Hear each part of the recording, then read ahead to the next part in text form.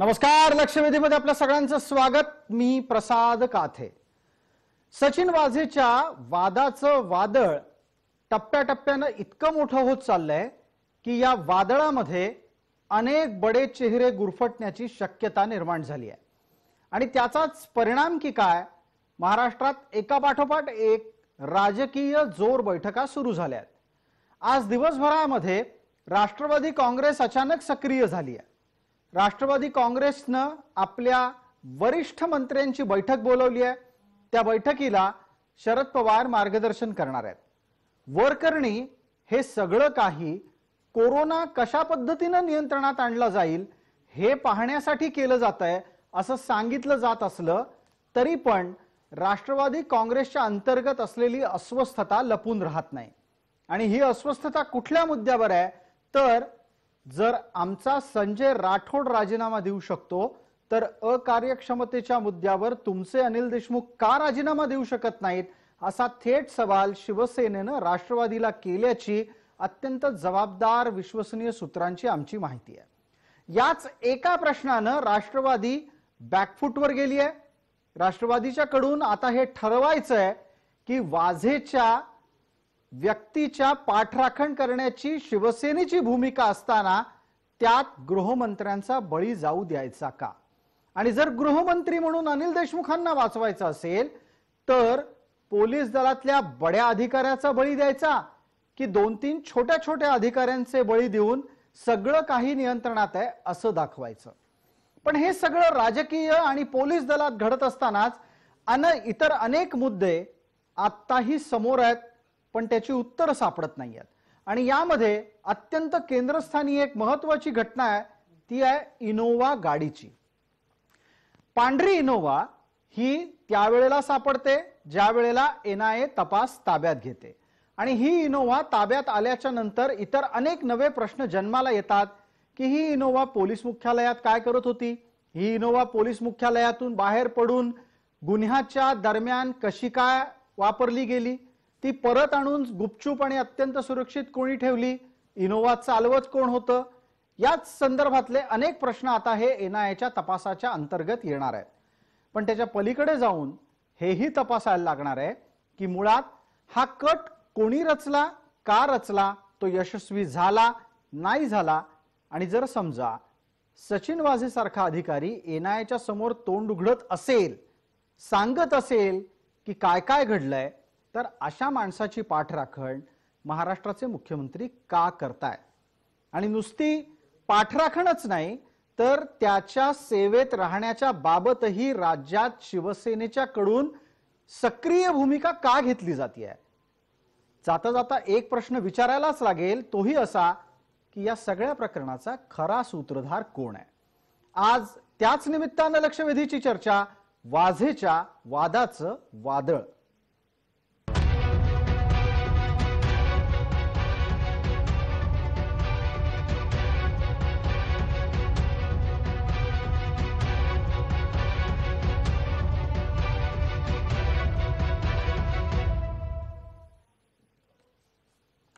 या चर्चेत आपल्याबरोबर सहभागी होणारे मान्यवर कोण आहेत त्यांचा मी आपल्याला पटकन परिचय करून देतो। आपल्या सोबत काँग्रेसचे प्रवक्ता गोपाळ तिवारी आहेत, आपल्या सोबत भारतीय जनता पार्टीचे प्रवक्ता अवधूत वाघ आहेत, तसंच आपल्या सोबत पुण्याहून ज्येष्ठ पत्रकार विश्लेषक या नात्यानं शैलेंद्र परांजपे आहेत, आणि मुंबईमध्ये माझ्या सोबत स्टुडिओमध्ये वरिष्ठ गुन्हे वार्तांकन करणारे प्रसादजी नेरुरकर आहेत। सर्व मान्यवरांचं आपण या चर्चेमध्ये स्वागत करतो। आत्ताच्या घडीला आपण इनोवाच्या बाबतीतले काही मुद्दे उपस्थित केले, एकदा ते ग्राफिक्सच्या माध्यमातून बघूयात की किती वेगळे वेगळे मुद्दे त्या निमित्तानं समोर येत आहेत आणि त्यानंतर या प्रकरणात पुढे काय काय प्रश्न अनुत्तरित आहेत। सगळ्यात पहिल्यांदी त्या पांढऱ्या इनोवाची कथा जाणून घेणं आपल्याला गरजेचं आहे। त्याचं ग्राफिक्स आता आपल्या पडद्यावर येत आहे, तेव्हा ते पाहूया। या इनोवातून आलेले विविध प्रकारचे प्रश्न काय आहेत तर ही गाडी, या गाडीवर पोलीस लिहिणारा हा आता सापडलाय, त्या गाडीची नंबर प्लेट देणारा सापडलेला आहे। पोलीस आयुक्त कार्यालयातून ही गाडी बाहेर कशी गेली या संदर्भातला तपास करणं अत्यंत गरजेचं आहे। ही गाडी कोणाच्याकडून वापरली गेली आणि पोलीस आयुक्तालयातून ती जप्त कशी झाली याबाबतही माहिती काढली जाते। अंबानी धमकी प्रकरणामध्ये जे विविध प्रश्न डोळ्यासमोर येत आहेत, ज्यांची उत्तरं अद्याप सापडली नाहीत, ते प्रश्न पहा. या प्रश्नांच्या माध्यमातून आपल्या चर्चेला एक नवं वळण नक्कीच मिळेल अशी अपेक्षा आहे. अंबानी यांच्या घराबाहेर स्फोटकं कुणी आणि का पेरली असावीत? त्यानंतरचा पुढचा प्रश्न आहे, हा सगळा कट यशस्वी झालाय की फसलाय? सचिन वाझेच्या पाठीशी अजूनही सरकार का आहे? सचिन वाझे भले निलंबित झाले असोत, सत्ताधारी शिवसेना मात्र त्यांची पाठराखण करताना दिसतीये.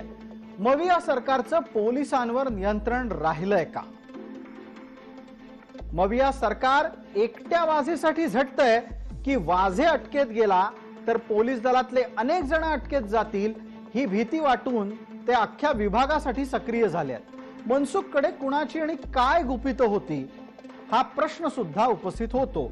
अंबानी धमकी प्रकरणाचा खरा सूत्रधार कोण हे सुद्धा आपल्याला जाणून घ्यायचंय. आपण चर्चेसाठी आपल्या मान्यवरांकडे परत येतोय. प्रसादजी नेरुरकर मुंबईमध्ये आमच्या स्टुडिओमध्ये आहेत. मला प्रसादजी नेरुरकर पहिला आणि थेट मुद्दा असा उपस्थित करायचा आहे, मविया सरकारचं पोलिसांवर नियंत्रण आहे का, की हे सरकार पोलीसच चालवतात?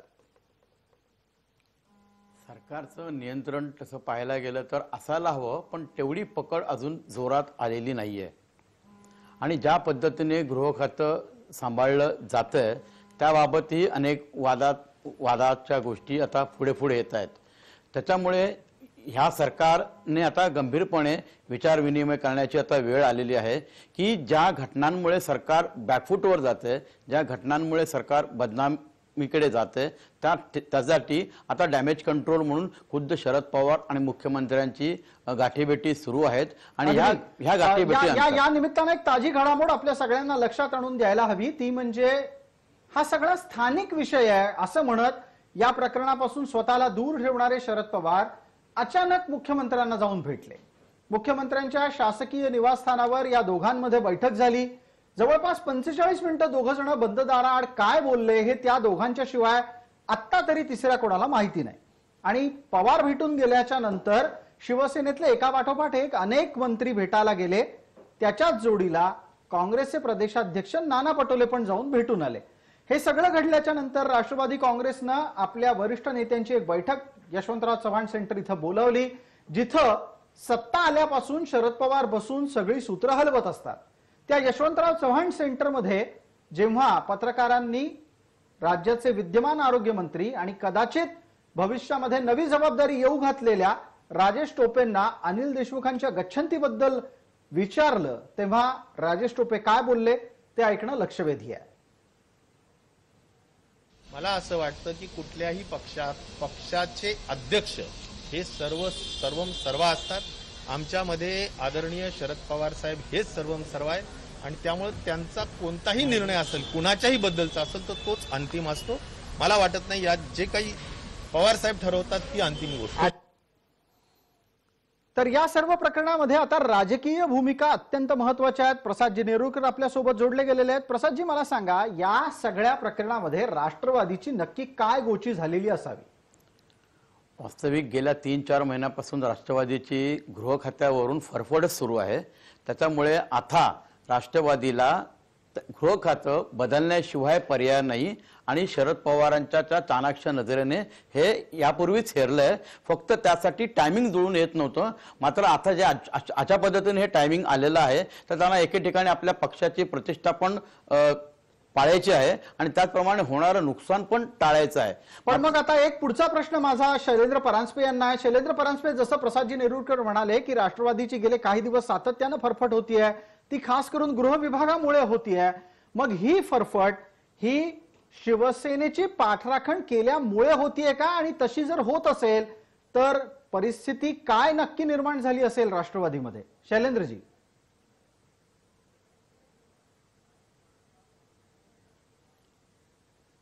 शैलेंद्र परांजपे यांच्यापर्यंत आपला प्रश्न कदाचित काही कारणांमुळे तांत्रिकदृष्ट्या पोहोचलेला दिसत नाही. अवधूत वाघ, आपल्यापर्यंत माझा प्रश्न ऐकायला आलाय, आपल्याला पोहोचलाय माझा प्रश्न? हो, पोहोचतोय सर, बोला. अगदी माझा हाच प्रश्न आपल्यासाठी आहे की राष्ट्रवादीची गृह खात्यावरून होणारी फरफट ही शिवसेनेचा बचाव केल्यामुळे झाली आहे का? प्रसादजी, सर्वप्रथम एक बघा, ज्यावेळी हे महाविकास आघाडी सरकार स्थापन झालं त्यावेळी शिवसेनेने गृहमंत्रीपद मागून घेतलं होतं. अगदी 2014 साली भारतीय जनता पक्ष आणि शिवसेना एकत्र आली त्यावेळी शिवसेनेला एक गृहमंत्रीपद हवं होतं, परंतु सन्माननीय तत्कालीन मुख्य मंत्री देवेंद्रजी फडणवीस यांनी हे आपल्याकडे ठेवलं.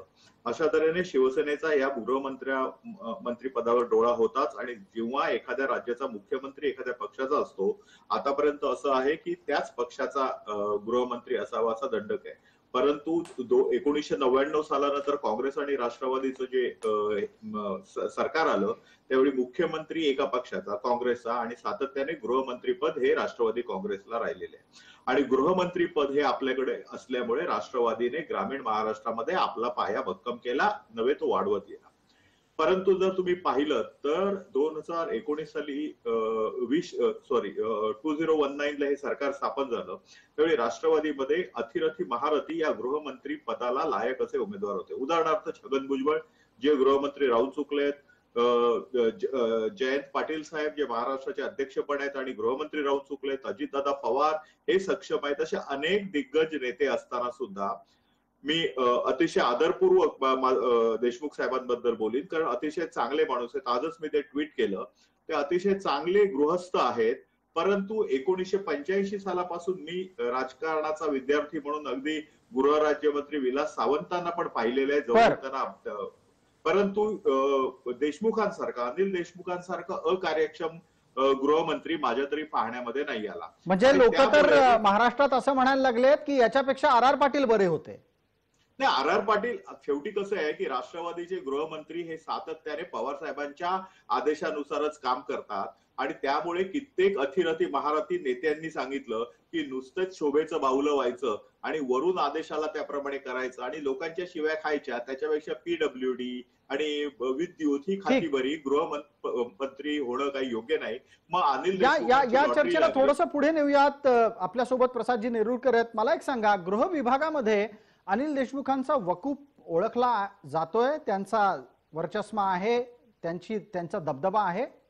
अतिशय सुरुवातीला जेव्हा हे खातं राष्ट्रवादीकडे गेलं आणि त्यातून अनिल देशमुखांचं नाव पुढे आलं तेव्हा काँग्रेस आणि शिवसेनेकडूनही त्याला फारसा असा पाठिंबा मिळाला नव्हता. कारण राष्ट्रवादीची जी एक धमक आहे, राष्ट्रवादीचा जो एखाद्या खात्यावर जो वर्चस्व असावा लागतो, जो वचक आहे, तो अनिल देशमुखांच्या बाबतीत कुठेही दिसला नाही. आणि गेले वर्षभर सातत्याने त्यांच्या भूमिकेमुळे, म्हणजे त्यांच्या कचकाऊ धोरणामुळे पक्ष अडचणीत येत आहे असं त्या पक्षातीलच नेत्यांच्या तक्रारी गेलेल्या आहेत. तुम्हाला आठवत असेल प्रसादजी, राष्ट्रवादीकडे हे गृह विभागाचं सगळं बाडबिस्तारा जाण्याच्या आधी एकनाथ शिंदे महाराष्ट्राचे गृहमंत्री होते. समजा तोच निर्णय पुढे राहिला असता तर आज परिस्थिती वेगळी असती का? परिस्थिती बदलली नसती आणि ह्याच्यामध्ये शिवसेनेकडे हे खातं गेलेही नसतं. त्यासाठी शिवसेनेला आणखीन 2-3 खाती इतरांना द्यावी लागली असती.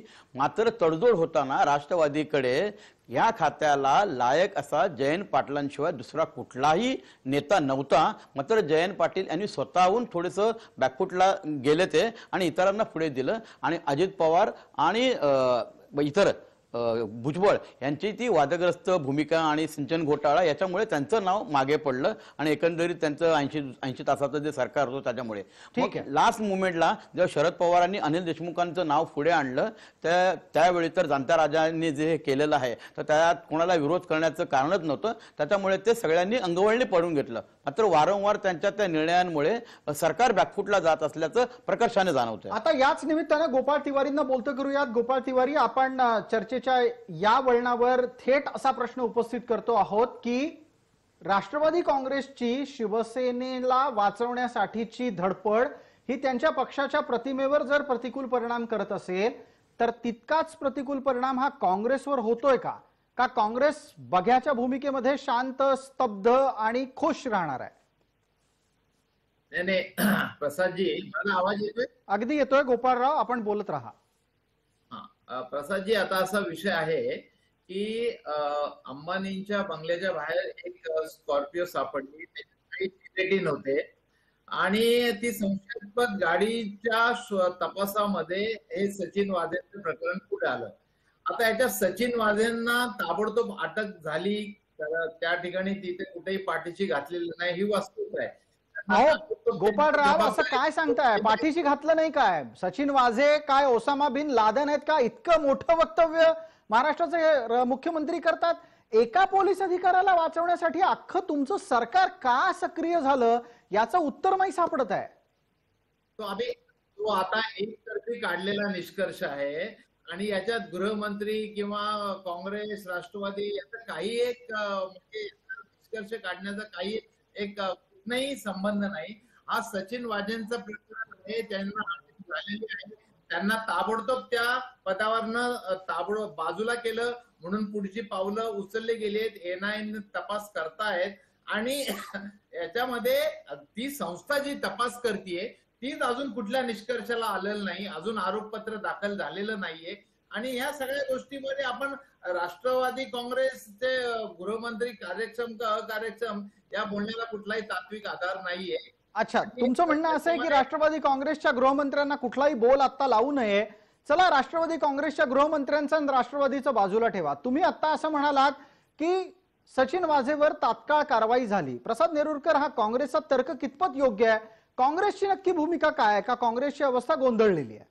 त्यांची अवस्थाच मुळात गोंधळल्यासारखी आहे की त्यांना कुठेच काही नव्हतं म्हणून सरकारमध्ये संधी मिळाली आणि आले तर त्यांनी त्यांची प्रतिष्ठा पणाला लावून त्यांचा ग्राफ कुठे वर जाईल याकडे त्यांनी लक्ष केंद्रित केलं. तसं काही दिसतच नाहीये इथे. वास्तविक गृह खात्यामध्ये गेल्या 6 महिन्यापासून प्रचंड मोठ्या प्रमाणात कुरबुरी आहेत. बढत्या बदल्यांमधल्या जो काही गोंधळ या सरकारने घातला तो अक्षरशः म्हणजे ह्या राज्यातले एक पोलीस महासंचालक आणि गृहमंत्री ह्या दोघांच्या वादातून, ह्या दोघांच्या असमंजसपणामुळे त्यांनी इथून रामराम केला आणि त्यांनी केंद्रात नियुक्ती केली. पण मग याच निमित्तानं जो आता ताजा घडामोडीतला मुद्दा सचिन वाझेंचा आहे, या सचिन वाझे प्रकरणामध्ये त्यांची पाठराखण झाली नाही. इतकी भूमिका टोकाची घ्यायची हिंमत तरी राजकीय पक्षांचे प्रवक्ते कसे करतायत सत्तेतले? प्रसादजी, ती आता त्यांची ती नाईलाजाने घ्यावी लागणारी भूमिका असेल. प्रत्यक्षात त्यांना स्वतःही वाटत असेल की ह्या भूमिकेपासून राजकीय पक्षांनी फार मोठी गफलत केलेली आहे. वास्तविक जेव्हा या महाराष्ट्रातले जे उच्च पदस्थ अधिकारी आहेत त्या पदांचा जो समतोल पूर्णपणे ढासळलेला आहे आणि याला कुठेतरी गृह खातं हे प्रमुखपणे जबाबदार आहे. 4 महिन्यापूर्वी ज्या मुंबईतल्या उपायुक्तांच्या बदल्या झाल्या त्यामागे देखील वाझे हेच एक प्रमुख कारण होतं. कारण वाझेंची नेमणूक क्राईम ब्रँचमध्ये झाल्यानंतर तत्कालीन क्राईमचे जे वरिष्ठ अधिकारी होते त्यांना वाझे जुमानत नव्हते. ते थेट पोलीस आयुक्तांचा आदेश घेऊन कामं करायचे अशी कुरबुरी त्या वरिष्ठ अधिकाऱ्यांनी केल्या होत्या. अत्यंत महत्त्वाच्या वळणावर ही चर्चा आणली, धन्यवाद त्यासाठी. आणि त्यानिमित्तानं मी प्रसादजी आपल्यालाच पुढचा आणखीन एक प्रश्न असा विचारतो की मग या सगळ्या प्रकरणामध्ये पोलीस आयुक्तांचा रोल काय? यासाठीच मी म्हणतोय की पोलीस आयुक्तांचा रोल अत्यंत महत्वाचा असायला हवा होता की आपल्या खात्यातील एक एपीआय दर्जाचा अधिकारी अशा प्रकारच्या गोष्टी करतो आणि तो फक्त पोलीस आयुक्तांशीच भेटतो, बाकी कोणालाही भेटत नाही. तर ह्याची संपूर्ण जबाबदारी पोलीस आयुक्तांनी घेतली पाहिजे होती. आणि जर वस्तुस्थिती वाझेंनी पोलीस आयुक्तांपर्यंत त्याची वस्तुस्थिती लपवली असेल तर पोलीस आयुक्त परमबीर सिंग यांचं पहिलं काम होतं की त्यांनी सरकार म्हणजे मुख्यमंत्री आणि गृहमंत्र्यांना ह्या संपूर्ण गोष्टीची कल्पना द्यायला हवी होती. अगदी. आपण या निमित्तानं पोलीस आयुक्त यांच्या संदर्भात प्रसादजी नेरुरकरांचं निरीक्षण ऐकलं. इथे काही राजकीय मुद्दे सुद्धा गेल्या 2-1 दिवसात उपस्थित झाले. त्या निमित्तानं असा प्रश्न उपस्थित झाला की स्कॉर्पिओ गाडी जी या संपूर्ण घटनाक्रमामध्ये वापरली गेली ती वाझेंकडे होती हे त्यांनी पोलीस आयुक्तांना सांगितलं नाही. जी इनोवा या सगळ्या घटनाक्रमामध्ये वापरली गेली ती पोलीस आयुक्तालयात उभी आहे हे पोलीस आयुक्तांना सांगितलं गेलं नाही. तुम्हाला प्रसादजी नेरुरकर असं वाटतं की हे खरं असेल?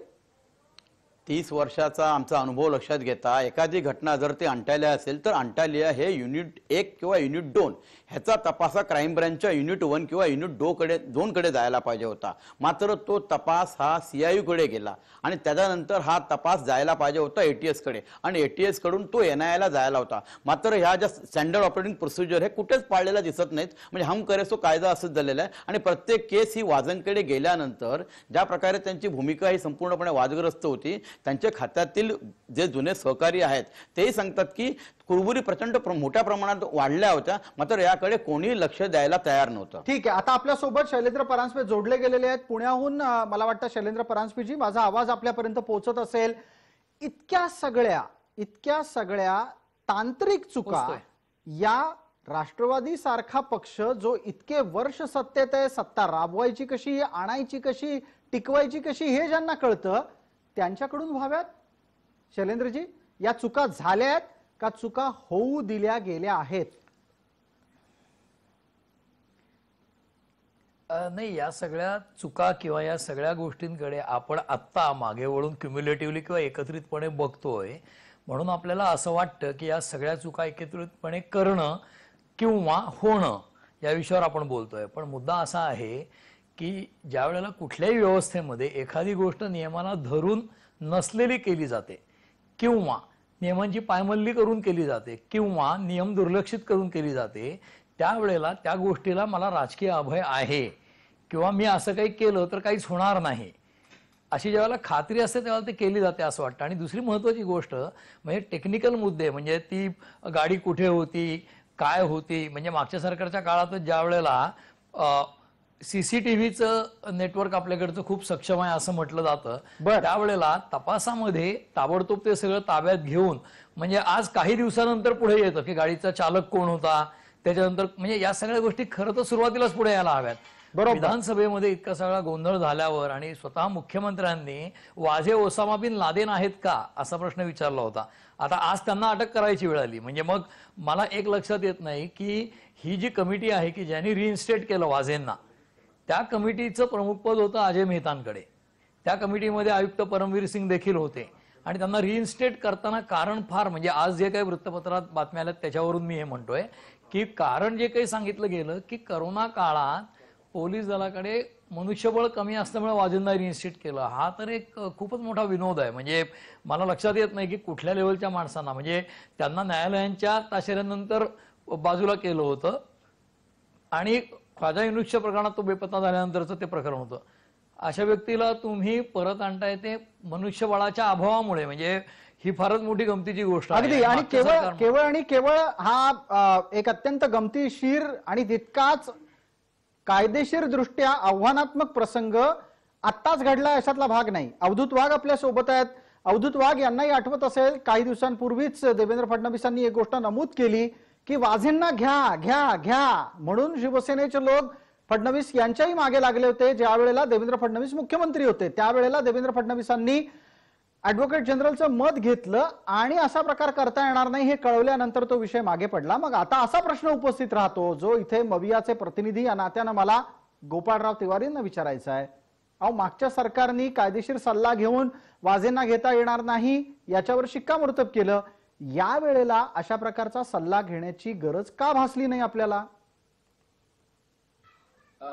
सचिन वाझेंचं जर कारकीर्द बघितलं आपण तर त्यावेळेला प्रदीप शर्मा, दया नायक यांच्यासोबत त्यांनी गुंडगिरी आटोक्यात करण्याकरता मोठी कामगिरी बजावली. त्याच्यानंतर याचा अर्थ मी त्यांचं समर्थन करताय असं होत नाही, पहिलं मी ते क्लिअर करतो.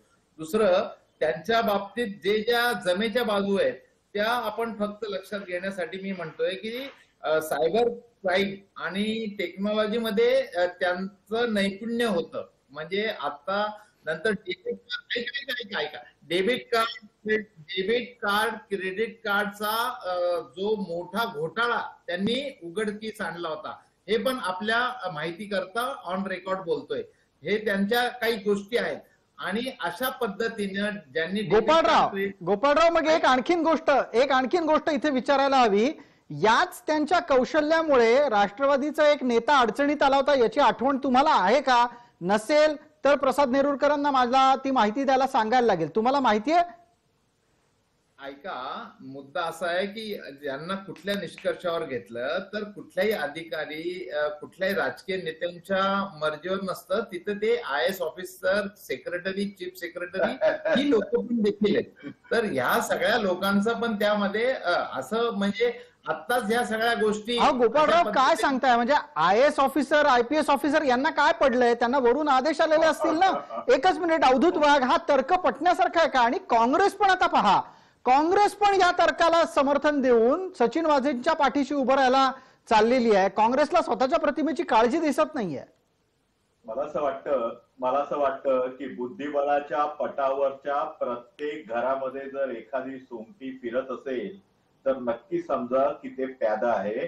मला वाटतं सचिन वाजे हे एक निव्वळ प्यादा आहे आणि ह्या प्याद्याला चालवणारा वजीर कोण आणि राजा कोण हे शोधून काढल्याशिवाय याच्या मागची भूमिका स्पष्ट होणार नाही. तुम्ही जर पाहिलं तर अर्णब गोस्वामीला अटक करताना अलिबाग मध्ये जिथे यांचा काही संबंध नाही तिथे हे होते. आता अंटालिया केसमध्ये ठाण्यामध्ये मुंब्र्याच्या रेती बंदरमध्ये हे झालं, बॉडी मिळाली. तर त्या मुंब्र्याच्या रेती बंदरचा आणि वसई मधल्या त्या गावडेचा आणखी पश्चिम उपनगरामध्ये राहणाऱ्या त्या हिरेंचा या तिघांच्याही ठिकाणी तिन्ही वेगवेगळी लोकेशन आणि अंबानींचं निवासस्थान चौथं लोकेशन या चारही ठिकाणी एकाच वेळी दत्त महाराजांसारखा, दत्त महाराज कसे सगळीकडे हजर असायचे तसा हा आधुनिक दत्त महाराज एकाच वेळी चारही ठिकाणी हजर होते. तर हे कसं काय हे पण बघितलं पाहिजे. अगदी याची चर्चा थोडी याची चर्चा पुढे नेण्याच्या पूर्वी एक छोटी विश्रांती गरजेची आहे, म्हणूनच लक्षवेधीमध्ये थांबतो आहोत. अवधूत वाघ, आपण इतर सर्व मान्यवरांबरोबर हा मुद्दा बोलूच. लक्षवेधीमध्ये एक छोटीशी विश्रांती घेतोय, लगेचच परत येतोय.